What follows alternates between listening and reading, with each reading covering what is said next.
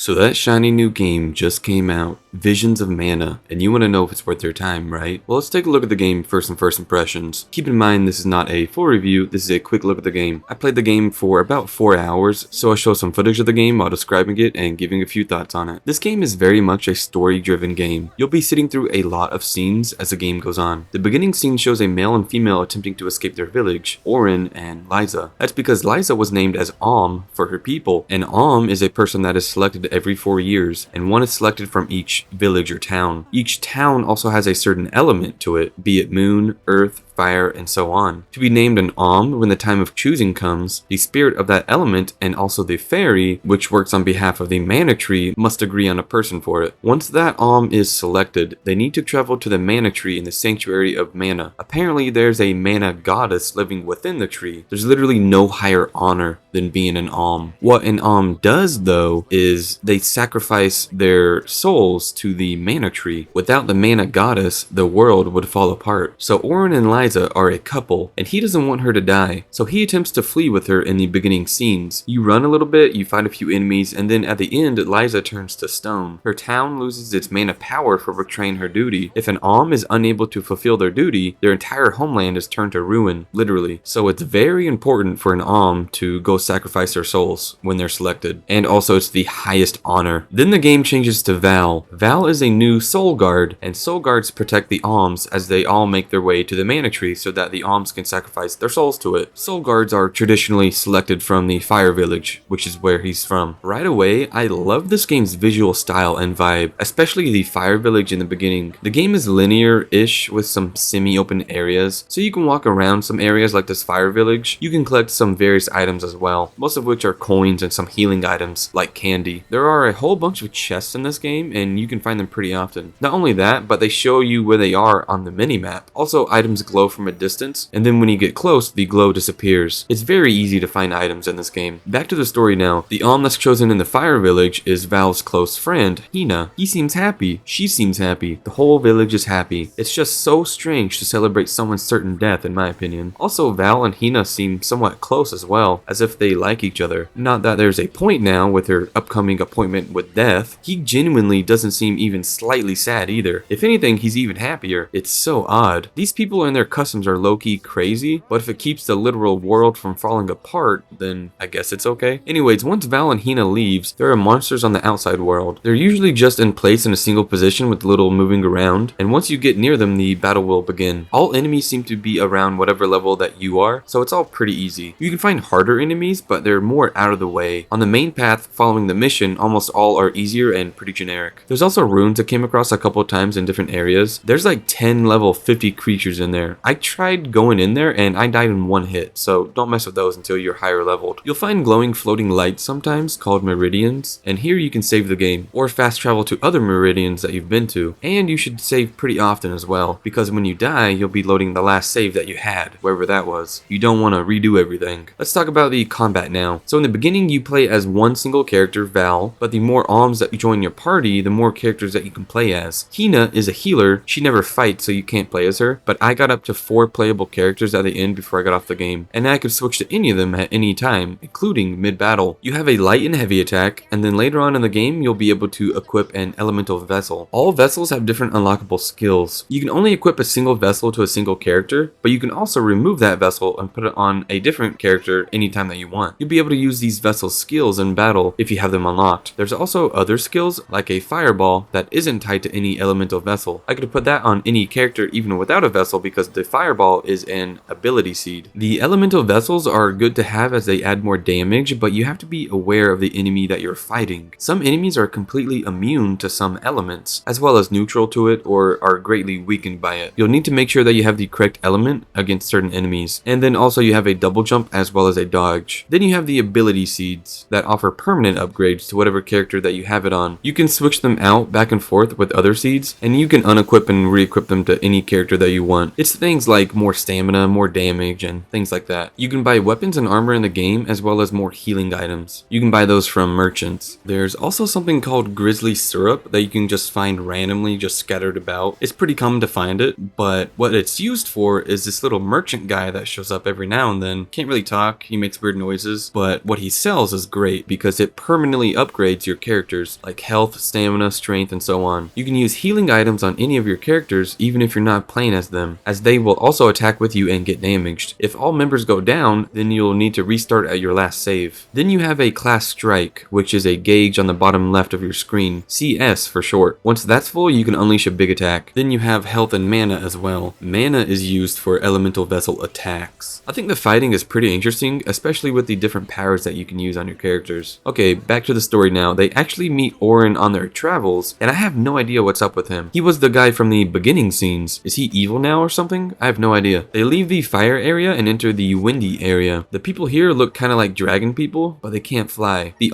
hasn't been selected yet here because there's a certain ritual that you need to do to call the fairy, and the best person for that job is Karina. However, she's pretty stuck up to begin with and doesn't want anything to do with it. After a couple missions and convincing her, she gets around to doing it from the others, tricking her into doing it out of spite. When the fairy comes around, she wants to be the herself, even though she has only one wing because of an accident that she had from before. The fairy isn't against it and sends the whole group to the mountain to talk to the wind spirit to make sure that she can be the She also gets much nicer too. Now that you have the wind elemental vessel, you can find spots that need it in order to activate wind paths. Usually floating rocks or wind that pushes you up into the air where you need to go. When they get to the wind elemental, you'll find it face down on the ground after being attacked. The monster then attacks the group, and this thing has a lot of health. During the battle, the CS attack was too new to me at that time, so I kind of forgot to use it. That's probably why the battle took so long, honestly. After that is a new area, Lafaya. This used to be an area with trees and a river and a whole people, but now it's all ice and blizzard and no one lives there anymore. What happened is that this area failed to send an to the mana tree 16 years ago. As they look around the area, a cat person with a sword interrupts them. The cat person looks kind of girly, which is why a deeper male voice caught me off guard. So with him, the cat guy, his story is that he's the only survivor of his people. He was a part of the people that lived here 16 years ago. As it turns out, he is actually the one who caused the problem. As a child, he was playing on the big hourglass and he broke it, causing the sands of time to make everyone disappear. So seeing as each area has a theme, this one is moon and time. He has it in his head that if he could just find the moon sphere, then he could reverse time and fix it all. He's been searching for it all this time. He joins your party and you can now play as him too. I found an enemy called an armed Griv in this area, and that was one of the toughest enemies that I've faced yet. You don't have to fight it, but I did, because I wanted to. It has a good amount of health, but more importantly, it can freeze your characters. All of my characters died twice before I beat it on my third try. The moon sphere that they find turns out to be the elemental vessel, but it can't actually reverse time. They do get to see the past and what happened though. After he couldn't bring everyone back, he was so disappointed and sad, but luckily, through the depth of his emotions, he has revived Luna, the elemental of the moon, which was his people's elemental before it all went bad. Then Luna and the fairy name him